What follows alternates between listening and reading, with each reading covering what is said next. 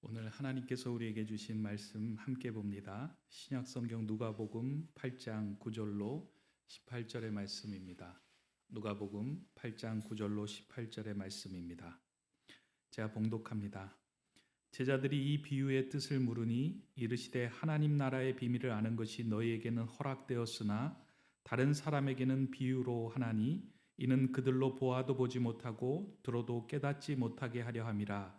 이 비유는 이러하니라. 씨는 하나님의 말씀이요 길가에 있다는 것은 말씀을 들은 자니 이에 마귀가 가서 그들이 믿어 구원을 얻지 못하게 하려고 말씀을 그 마음에서 빼앗는 것이요 바위 위에 있다는 것은 말씀을 들을 때에 기쁨으로 받으나 뿌리가 없어 잠깐 믿다가 시련을 당할 때에 배반하는 자요 가시떨기에 떨어졌다는 것은 말씀을 들은 자이나 지내는 중 이생의 염려와 재물과 향락의 기운이 막혀 온전히 결실하지 못하는 자요 좋은 땅에 있다는 것은 착하고 좋은 마음으로 말씀을 듣고 지키어 인내로 결실하는 자니라. 누구든지 등불을 켜서 그릇으로 덮거나 평상 아래 두지 아니하고 등경 위에 두나니 이는 들어가는 자들로 그 빛을 보게 하려 함이라. 숨은 것이 장차 드러나지 아니할 것이 없고 감추인 것이 장차 알려지고 나타나지 않을 것이 없느니라. 그러므로 너희가 어떻게 들을까 스스로 삼가라. 누구든지 있는 자는 받겠고 없는 자는 그 있는 줄로 아는 것까지도 빼앗기리라 하시니라. 아멘. 집사님 찬양 감사합니다. 한 주간 우리가 마음이 많이 위축되었는데 마치 바람 빠진 풍선처럼 위축된 우리의 마음에 한껏 은혜의 풍선에 은혜의 바람을 풍선에 넣어준 것 같아서 너무나도 이렇게 가슴이 벅차는 느낌을 받았습니다. 감사합니다. 오늘도 주님 안에서 예배하는 성도님들의 가정과 삶에 주님의 평안과 기쁨이 가득하기를 주님의 이름으로 축원합니다. 독일 작가 미하엘 엔더가 쓴 모모라고 하는 아동 한타지 소설이 있습니다. 아마 여러분들도 제목을 들으시면 기억하실 겁니다. 이 책에 등장하는 주인공 모모는 아무것도 가진 것 없는 고아이자 말라깽이 소녀입니다. 그럼에도 불구하고 이 모모의 집에는 언제나 손님이 끊이지 않습니다. 마을 사람들에게 무슨 일이 생기면 입버릇처럼 하는 말이 있었는데 그것은 모모에게 가봐라고 하는 말이었습니다. 사람들이 그렇게 말하는 이유는 모모에게 특별한 능력이 있거나 모모에게 가면 지혜로운 해결책을 얻기 때문만은 아니었습니다. 모모가 가진 특별한 능력이 있었는데 그 능력은 남의 말을 잘 들어주는 능력이었습니다. 모모는 문제가 있어서 찾아온 사람들의 말을 잘 들어주기만 할 뿐 아무런 질문도 하지 않고 그냥 상대방의 이야기와 문제에만 집중하였습니다. 그리고 고개를 끄덕이며 상대방의 이야기에 공감해 주었습니다. 그러던 가운데 모모에게 이야기를 늘어놓는 과정에서 사람들은 자신에게 필요한 것이 무엇인지를 발견하게 되고 그것을 찾아가게 되었다라는 것이 이 소설이 가지고 있는 내용입니다. 이 책은 1973년도에 출간된 책입니다. 지금으로 따져보면 아마 50년 전, 약 50년 전이 됐을 것 같아요. 제가 1973년생인데 제 나이하고 똑같습니다. 이미 50년 전에 경청은 사회에서도 중요한 덕목으로 요구되었습니다. 그렇다면 50년이 지난 지금은 우리 사회에서 경청의 모습은 어떠한 상황으로 바뀌었을까요? 이에 대하여 정확하게는 통계는 없지만 지난 2007년에 미국 기독교 전문 리서치 그룹인 바나에서 꽤 의미 있는 보고서를 하나 발표하였습니다. 비기독교인들에게 비추어진 크리스찬의 모습을 있는 그대로 정리하여 출간한 보고서인데 이 바나에서 이 보고서를 출간하면서 이름을 언크리스찬이라고 지었습니다.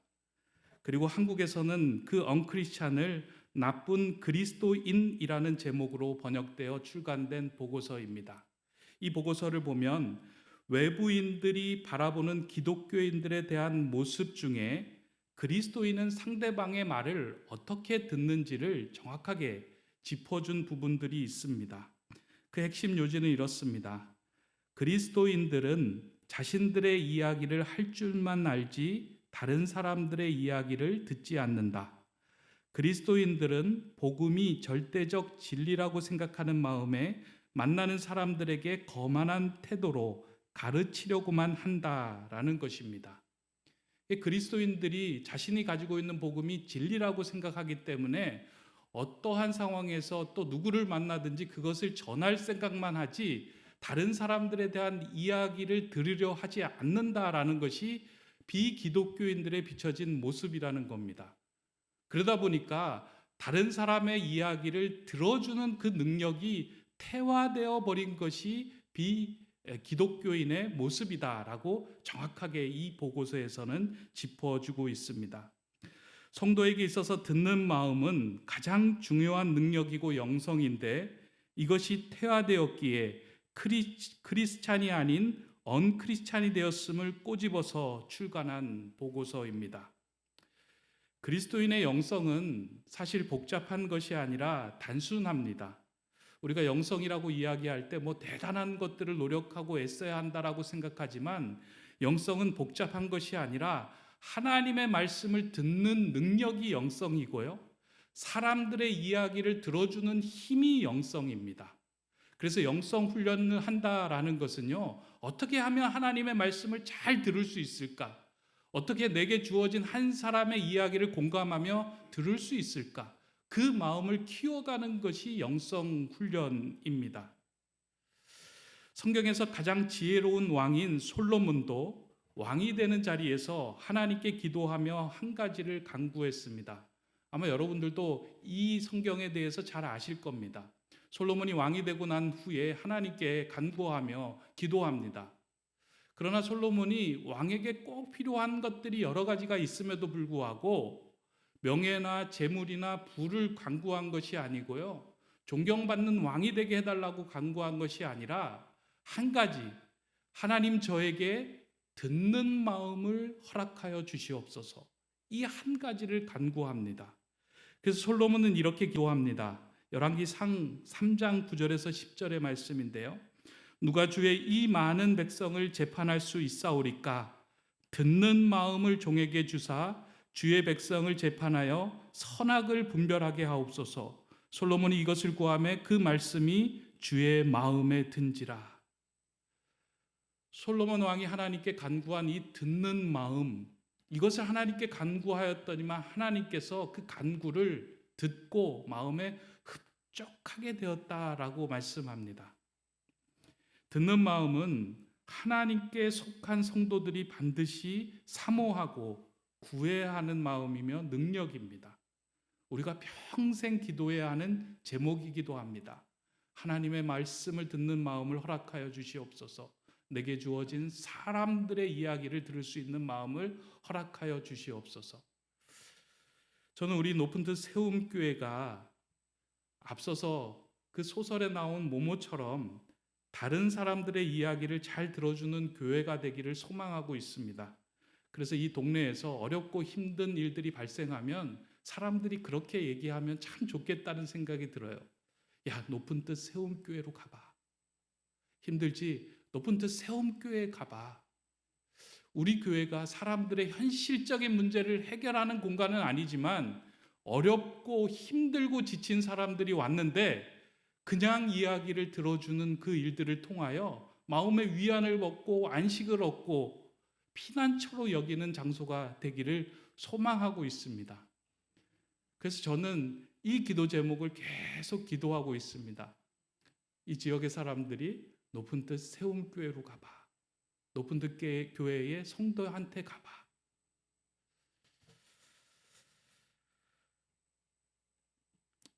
우리 교회가 그런 교회로 세워지기 위하여 오늘 우리들이 간구하고 요청해야 하는 한 가지가 있다면 우리도 솔로몬처럼 하나님 우리에게서 듣는 마음을 회복시켜 주시옵소서.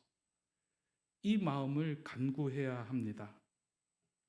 그렇다면 듣는 마음을 어떻게 우리가 회복해 나갈 수 있을까?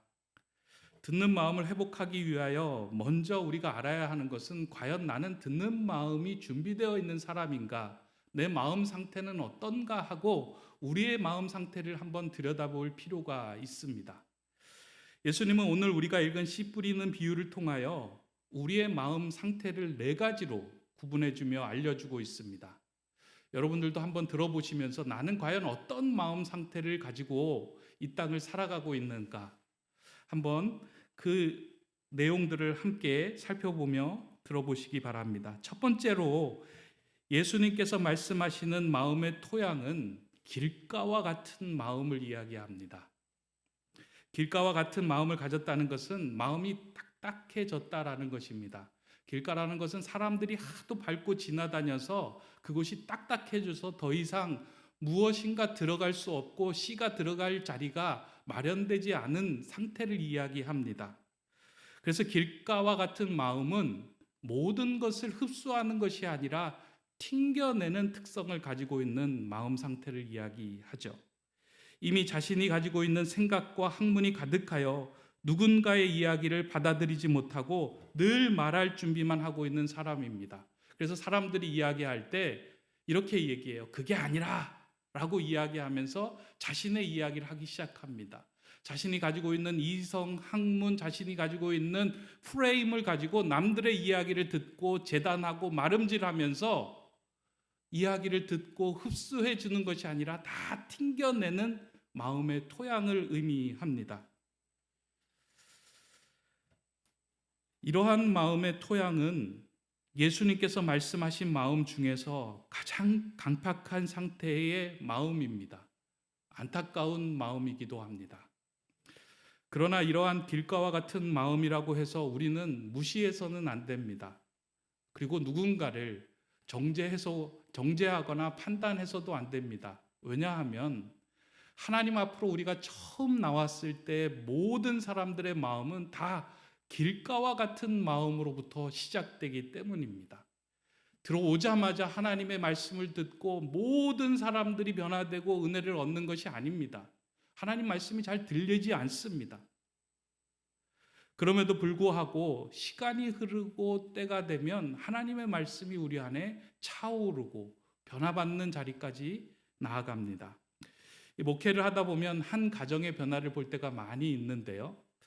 저도 이제 이전에 그 교회에서 목회를 하다가 한 가정의 변화하는 모습을 보고 참 이렇게 은혜도 받고 귀하다 하는 생각을 들었던 적이 많이 있습니다. 결혼을 하고 난 후에 남편은 신앙생활을 안 하고 아내가 열심히 하니까 남편이 아내를 사랑하는 마음에서 이제 교회를 함께 옵니다. 그래서 아침에 운전사 노릇을 해서 교회까지 오기는 하는데 이 교회에 들어오는 게 그렇게 쉽지가 않은가 봐요. 그래서 아내만 교회에 내려주고 자신은 차에 머물러 있습니다. 근데 시간이 1년이 지나기도 하고 2년이 지나기도 하면서 점점 그 사람이 교회 안으로 발을 들여놓기 시작을 합니다. 그러다가 또 시간이 흘러서 예배당 안으로 들어와서 목사님의 말씀을 듣다가 어떠한 순간인지는 모르지만 그 말씀이 마음밭에 뿌려져서 그 말씀 때문에 봉사의 자리로 나가기도 하고 섬김의 자리로 나가기도 합니다. 저는 그렇게 해서 장로님까지 세워진 분을 본 적이 여러 번 있습니다. 그런데 그러한 상황을 볼 때요, 그냥 단순히 가만히 있다가 시간이 흘러서 변화된 것이 아니라 분명히 계기가 있다는 겁니다. 교회에서 자동차에서 교회 안으로, 교회 안에서 말씀을 듣는 자리로 나올 때 분명한 계기가 있는데 그것이 무엇이냐면 어떠한 한 사람이 그 사람 곁에 찾아가서 이 사람이 불편해하고 무엇인가 어려워하고 있는 그 마음을 들어준 그 한 사람이 반드시 그곳에 있었다는 겁니다. 그래서 옆에 가서 그냥 공감하고 경청하며 그 사람의 이야기를 듣는 그 마음을 통해 마음의 틈이 조금 벌어진 그 속으로 하나님의 말씀이 들어가고 그 말씀이 자라고 변화되어 마음이 부드럽게 된 것입니다. 저는 그것을 보면서요, 하나님의 말씀을 전하는 것도 중요하지만 그 말씀을 들어주고 옆에서 함께 공감하며 경청하는 것이 얼마나 그 마음이 하나님께로 나오는 쟁기질이 되는가 하는 생각을 합니다. 오늘 말씀을 듣는 저와 여러분 가정 속에서도 그런 길가와 같은 마음밭을 가지고 계신 분들이 있을 거고 주변에도 계실 겁니다. 그때 우리가 해야 할 것은 내 마음이 길가와 같다면 말씀의 쟁기질로 하나님의 말씀을 튕겨내지 않고 받아들일 수 있도록 쟁기질을 해야 하고, 내 옆에 있는 사람이 길가와 같다면 우리는 그 사람 곁에서 조그만 틈이 생기도록 그 사람의 이야기를 들어줘야 합니다. 이게 첫 번째 예수님께서 말씀하신 길가와 같은 토양의 모습입니다. 두 번째로 넘어가면, 두 번째로 예수님께서 말씀하신 마음의 토양은 자갈밭과 같은 상태를 말합니다. 근데 오늘 본문에서 바위 위라고 이야기를 했는데요, 이걸 그냥 바위만 모여있는 밭이라고 생각을 하면 좀 이해하기는 어려운데요, 이스라엘 지형은 석회암으로 이루어져 있습니다. 이렇게 많은 부분이 석회암으로 이루어져 있는데 그 석회암 위로 이제 모래와 흙이 떠밀려 들어와서 얇은 흙을, 얇은 밭을, 그러니까 얇은 토양을 가진 밭이 된 상태를 이야기합니다.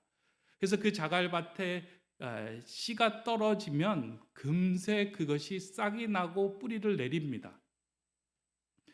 이 자갈밭과 같은 마음은 길가와 같은 마음과는 달리 튕겨내지는 않고 금세 흡수한다라는 성격을 가지고 있습니다. 그런데 이렇게 금세 흡수하는 것은 온전히 뿌리를 내리는 것이 아니라 감정적으로 반응하는 것을 이야기합니다. 그러니까 설교를 들으면서도요, 그냥 아멘 하고 그냥 듣는 거예요. 뭐 맥락도 없이 그냥 아멘 하고 듣고요, 어떤 날은 설교하다가 갑자기 그 은혜를 받아서 눈물을 이렇게 막 흘리기도 하고요. 그런데 그 삶에서 아멘 하고 눈물을 흘렸지만 그 이후에 깊은 뿌리를 내리지 않고 내 마음과 감정이 변화될 때에 자신이 받은 은혜를 한꺼번에 다 쏟아버리는 상태를 이야기합니다. 그래서 간혹 예배당에서 은혜 잔뜩 받고 주차장에서 은혜를 다 털어버리는 경우가 많이 있고요, 밖에 나가면서 은혜를 털어버리는 경우가 많이 있습니다. 내 마음에 깊이 씨앗을 내려서 하나님의 그 마음을 얻은 것이 아니라 그 순간 감정적으로 이게 좋은 이야기구나, 좋은 교훈이구나, 눈물이 나는구나 하는 것으로 받는 것이지 내 마음으로 받지 않는 상태를 자갈밭, 바위 위 같은 마음 상태라고 예수님은 말씀합니다. 자갈밭 같은 마음이 지금 나의 마음이라면 반드시 그 자갈들을 부수어 좋은 토양으로 만들어내야 합니다. 우리의 마음의 자갈을 깨뜨리는 말씀의 망치를 들고 부수고 깨뜨릴 때 우리는 듣는 마음을 회복할 수 있기 때문입니다. 우리 안에 깊은 곳을 차지하고 있는 상처와 고집스러운 자아들이 바위처럼 존재하고 있을 때 우리 안에 말씀이 떨어진다고 할지라도 그 말씀을 맺는, 그 말씀을 열매로 자라게 하는 그 은혜를 경험할 수 없게 됩니다. 그래서 반드시 내 마음이 자갈밭이라고 한다면 말씀의 망치를 들고 깨내는 작업들을 우리가 해야 한다는 것입니다. 이것이 두 번째 토양의 상태입니다. 세 번째로 예수님께서 말씀하시는 마음의 토양은 가시떨기밭과 같은 상태를 의미합니다. 이 가시떨기가 있는 밭은 말씀을 듣고 뿌리를 내렸지만 그 말씀이 성장하지 못하도록 막는 것이 있는 상태를 의미합니다. 이 가시떨기밭은요, 옥토처럼 밭은 좋은 밭이에요. 그런데 그 밭에 가시떨기가 가득 차 있어서 씨들이, 싹들이 자라지 못하는 상태를 의미합니다. 예수님은 말씀이 자라지 못하도록 막는 것을 세상의 염려와 걱정과 불안과 향락이라고 분명하게 짚어줍니다. 이 가시떨기의 밭은 옥토인 토양에 세상의 것과 하나님의 것을 함께 키우고 있음을 의미합니다. 그러니까 밭은 좋은데요, 세상의 것도 키우고 있고 하나님의 것도 키우고 있는 상태예요. 세상의 것에만, 하나님의 것에만 물을 주고 있는 것이 아니라 동시에 세상의 것에도 물을 주면서 이것이 함께 자라면 좋겠다라는 생각으로 양쪽에 다리를 두고 양쪽에 마음을 두고 살아가는 상태를 의미합니다. 이러한 마음에서는 말씀이 자라나지 못한다라고 이야기합니다. 제가 오래전에 읽었던 그 유머 가운데 이러한 삶을 단적으로 표현한 이야기가 있는데 여러분들도 한번 들어보시기 바랍니다. 한 부자가 있었는데요. 이 부자가 이제 죽음을 앞두고 하늘나라를 가기에 앞서서 이게 무엇인가를 좀 들고 가면 좋겠다라는 생각에 하나님을 붙들고 열심히 기도했습니다. 하나님께서는 그의 열심히 기도하는 모습을 보고 가방 하나만을 들고 와도 좋다라고 하나님께서 허락을 하신 거예요. 알았다, 내가 너의 기도를 들어줄게. 너가 올 때 가방 하나만큼은 들고 와도 된다. 그래서 부자는 그 가방에 자신이 가진 금괴로 가득 채워놓고 이제 하나님이 부르실 날을 기다린 것입니다. 그렇게 시간이 흘러서 하나님의 부르심을 받고 이제 천국으로 들어가려고 천국문에 서 있는데 그의 앞에 베드로가 이제 막아 서는 거예요. 그러면서 베드로가 이렇게 이야기합니다. 이 천국에는 아무것도 가지고 들어갈 수 없습니다. 당신이 그 가방을 들고 왔는데 그 가방은 놓고 가야 합니다. 라고 이야기를 했습니다. 그러자 이 부자가 이제 자초지종을 설명한 거예요. 내가 열심히 기도했더니 하나님이 기도를 들어주시고 가방 하나만은 괜찮다라고 이야기하셨습니다. 그러니 여기를 통과해서 보내주십시오. 그렇게 얘기하자 베드로가 그에게 이렇게 얘기합니다. 그러면 알겠는데 그 가방에 뭐가 들어있는지 보기나 합시다. 가방을 열어보십시오. 그랬더니 이제 그 부자가 가방을 열어서 의기양양하게 보여주는 거예요. 이 안에 금괴가 가득합니다. 그렇게 보여주니까 베드로가 깜짝 놀라서 그를 향해 이렇게 말합니다. 아니, 당신은 이곳에서 길을 포장하는 데 사용하는 물건을 뭐하러 여기까지 무겁게 들고 왔습니까? 길을 포장하는 데 사용하는 물건을 왜 들고 왔냐고 이제 이렇게 이야기했습니다. 우스갯소리처럼 들리지만 하나님 나라를 구하는 우리의 삶에서 재물을 중요한 것으로 여기며 살아감을 단적으로 보여진 이야기입니다. 하나님 나라에 가서도 재물이 중요하겠다. 하나님을 믿지만 우리의 삶 속에서 믿고 의존하는 것은 재물이지 온전히 어떻게 하나님만 믿고 살 수 있겠느냐 하는 마음이 우리 안에 있다는 것입니다. 우리가 의존하는 것들에 마음을 쏟기 시작할 때에 우리의 마음에 말씀이 아닌 가시덤불이 자라나기 시작합니다. 이 가시덤불을 잘라내고 말씀의 마음을 쏟기 시작할 때 우리의 마음의 토양이 변하고 하나님의 말씀을 듣는 능력이 회복됩니다. 이게 세 번째 토양에 대한 말씀이에요. 여러분들은 어떠신가요? 길가, 바위, 가시떨기. 이제 마지막 말씀하신 토양은 좋은 땅, 옥토의 상태를 말하고 있습니다. 좋은 마음은 말씀이 떨어졌을 때 그 말씀을 그대로 받아들이는 것을 의미합니다. 이러한 마음이 있을 때는 하나님의 말씀도 들리기 시작하고 사람들의 이야기도 제대로 들리기 시작합니다. 그러니까 마음밭이 좋을 때는요, 하나님의 말씀이 들리기 시작하고요, 내 옆에 있는 사람의 이야기도 하나님의 이야기로 들리기 시작하는 거예요. 하루를 시작하면서 내가 만나는 모든 사람들이 야, 저분이 나에게 어떠한 하나님의 말씀을 전해줄 것인가라는 기대로 한 사람을 만나기 시작한다는 겁니다. 그리고 그분이 건네주는 그 말을 통해서 내 삶을 다시금 가꾸어가고 이렇게 조율해 나가는 삶을 살게 됩니다. 간혹 설교를 들을 때에 이전의 경험인데요, 담임 목사님의 설교는 집중해서 듣고 부교역자의 설교는 이렇게 재단질해서 듣는 분이 계셨습니다. 그래서 이전에 이제 높은 뜻 교회가 아니라 다른 교회에서 제가 사역하고 있을 때 그때 이제 담임 목사님이 설교 말씀을 전하실 때는 늘 아멘으로 받던 한 장로님이 제가 처음 설교를 하러 이제 강단에 가서 설교를 하고 내려왔는데 그분이 저를 부르시는 거예요. 부르면서, 그때는 전도사였으니까 장전도사, 당신이 인생을 뭘 안다고 그렇게 인생을 아는 것처럼 설교를 하냐.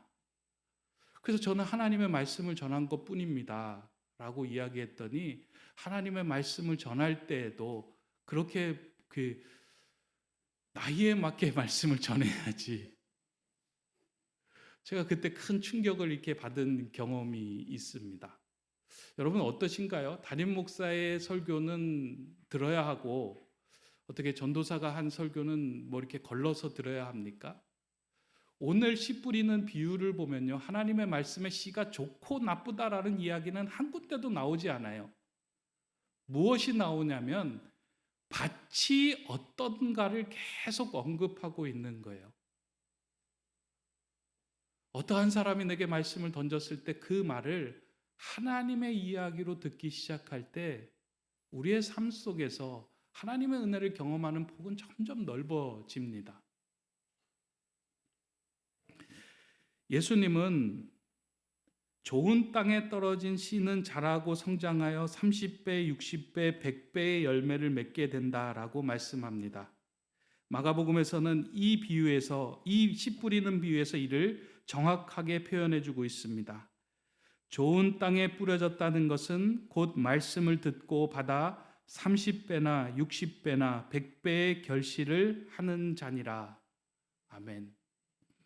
마음이 좋은 땅에 뿌려진 말씀의 씨앗은 자라서 결실하는데 30배, 60배, 100배의 결실을 한다라고 말씀합니다. 여러분들이 이 말씀을 읽으면서 그런 생각 혹시 해보셨어요? 30배, 60배 결실이 뭐로 열매로 맺혀지는가? 그 열매가 뭔가?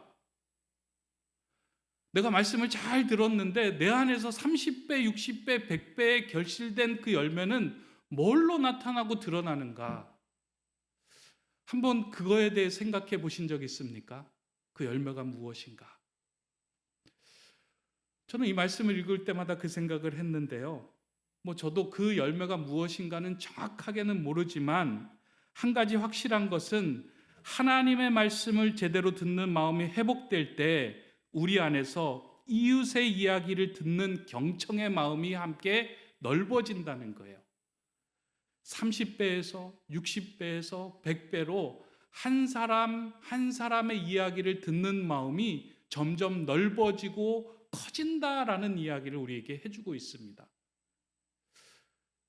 듣는 마음이 회복되면요, 처음에는 나하고 관계가 있는 사람들의 이야기만 들리는 거예요. 근데 듣는 마음이 넓어지면 뉴스를 듣다가 마음 아파하고 힘들어하는 그 한 사람의 마음까지도 들려지기 시작하는 거예요. 하나님의 마음을 듣는 마음이 회복되면요, 교회 예배당에 왔는데 혼자 쭈그리고 웅크리고 앉아있는 그 뒷모습을 보면서도 그 마음을 읽어낼 수 있게 됩니다. 저는 우리 높은 뜻 세움교회가 그런 교회가 됐으면 좋겠어요. 말씀을 듣는다고 모두 앞에서 저만 보는 것이 아니고요, 어느 날은 저 뒤쪽에 앉아 있는데 한 사람이 어깨가 너무 초라하게 힘들게 웅크려진 그 모습을 보면서 그 마음이 읽혀지는 거예요. 예전에는 30배로 읽혀졌는데 60배, 100배로 읽혀졌을 때 그 사람 곁에 다가가서 힘들지? 라고 말할 수 있다면 우리 안에 듣는 마음이 좋은 토양의 삶으로 살아가고 있음을 증명하는 것입니다. 제가 이렇게 더 확신하게 된 것은요, 예수님께서 씨 뿌리는 비유를 마치고 난 후에 등불의 비유로 오늘 말씀을 맺어가고 있기 때문입니다. 이 씨 뿌리는 비유 이후에 나오는 등불의 비유는 서로 다른 맥락의 이야기가 아니라 서로 연결되어 있는 말씀입니다. 씨 뿌리는 비유에서도 하나님의 말씀을 어떻게 들을 것인가, 등불의 비유에서도 하나님의 말씀을 어떻게 잘 듣고 밝히 내 마음을 살펴볼 것인가에 대한 주제로 연결되어 있기 때문입니다. 그래서 예수님께서 이 등불의 비유로 오늘 말씀을 이렇게 마무리했다라는 것은, 하나님의 말씀을 잘 듣기 위해서 우리에게 필요한 것은 항상 우리의 삶에 말씀의 등불이 켜져 있어야 한다라는 것으로 저는 오늘 본문을 읽어갔습니다. 말씀의 등불을 켜놓고 그 앞에 머물러 있을 때 빛으로 오신 말씀이 우리의 마음을 쟁기질하기 시작하기 때문입니다. 우리는 내가 성경을 읽는다고 하지만 사실은 성경이 우리를 읽어가야 제대로 읽는 것입니다. 그렇잖아요. 우리는 성경을 펴서 오늘은 시편 한 편을 읽어야 되겠다 하고 의무감으로 시편 한 편을 읽는 것이 제대로 읽는 것이 아니고요. 그 시편이 내 삶을 들여다보며 읽기 시작할 때 비로소 성경이 우리를 읽고 우리가 말씀 가운데 사로잡히기 시작하는 겁니다.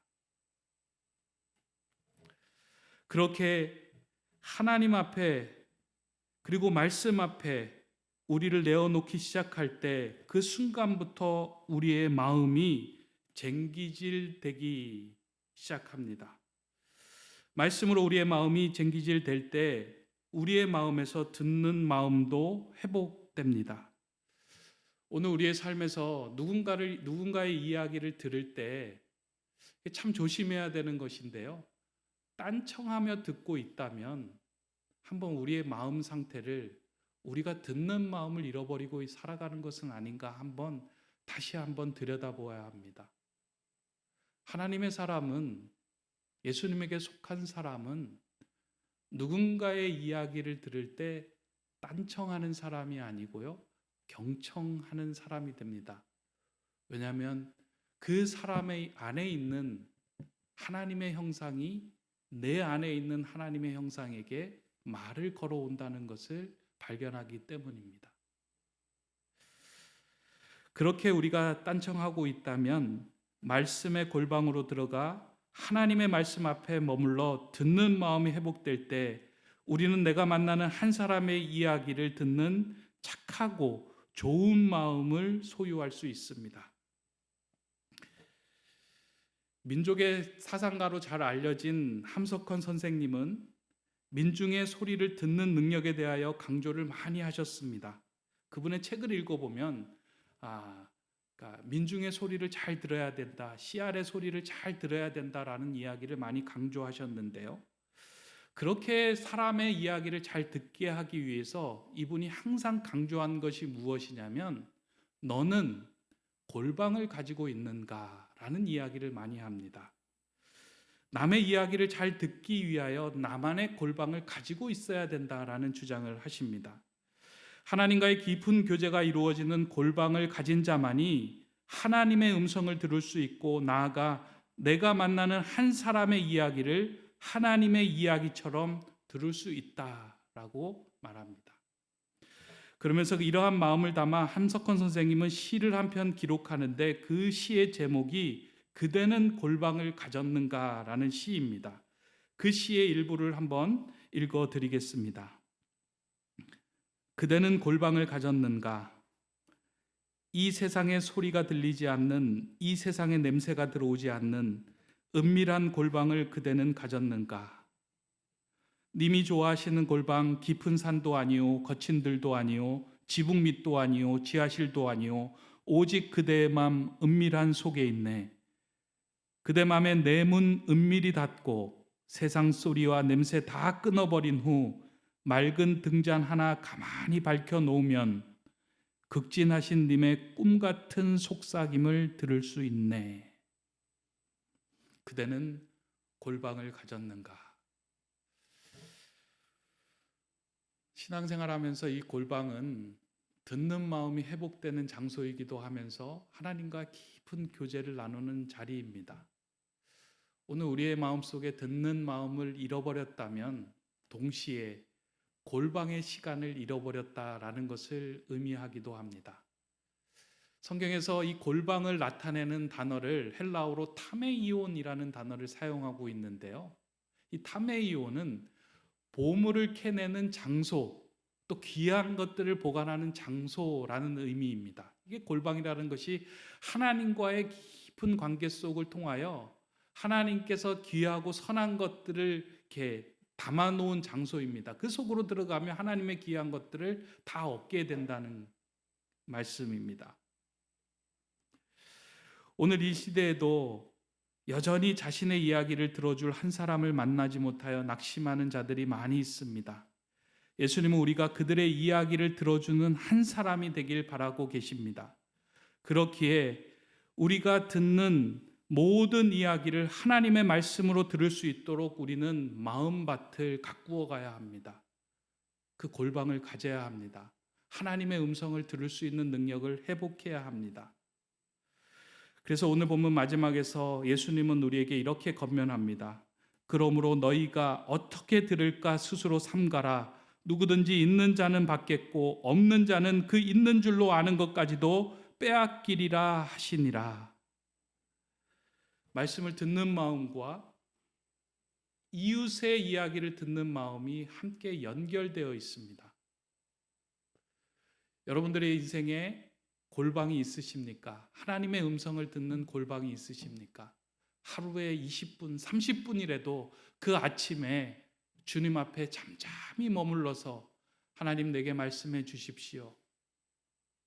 주의 종이 듣겠습니다. 라고 그 골방에 머물러 있을 때 그 하루 동안 만나는 모든 사건과 사람들과 내게 주어지는 이야기들은 하나님이 건네는 이야기로 경청할 수 있게 됩니다. 영적인 발돋움은 다른 것에서 시작되는 것이 아니라 내가 누군가의 이야기에 딴청하고 있던 삶에서 그 사람의 이야기를 경청하는 삶으로 나아가는 삶이 영적인 발돋움이 일어나는 삶입니다. 말씀을 듣는 것에서만 그치지 마시고요. 사람들의 이야기를 경청하는 자리에 서는 것, 그게 영성이고 영적인 발돋움입니다. 우리 높은 뜻 세움교회는 그런 이야기를 듣는 마음이 회복된 주님의 교회, 주님의 귀와 같은 교회가 되기를 주님의 이름으로 축원합니다. 기도하겠습니다. 사랑의 하나님, 오늘도 말씀의 등불을 우리에게 보내시어 우리의 굳어진 마음을 들여다보게 하시니 감사를 드립니다.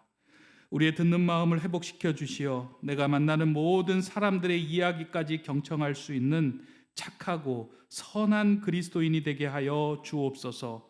우리 높은 뜻 세움교회와 성도들 모두가 경청의 능력을 회복하여 하나님의 나라를 같이 세워가는 좋은 교회와 성도들 되게 하여 주시옵소서. 예수 그리스도의 이름으로 기도드립니다. 아멘.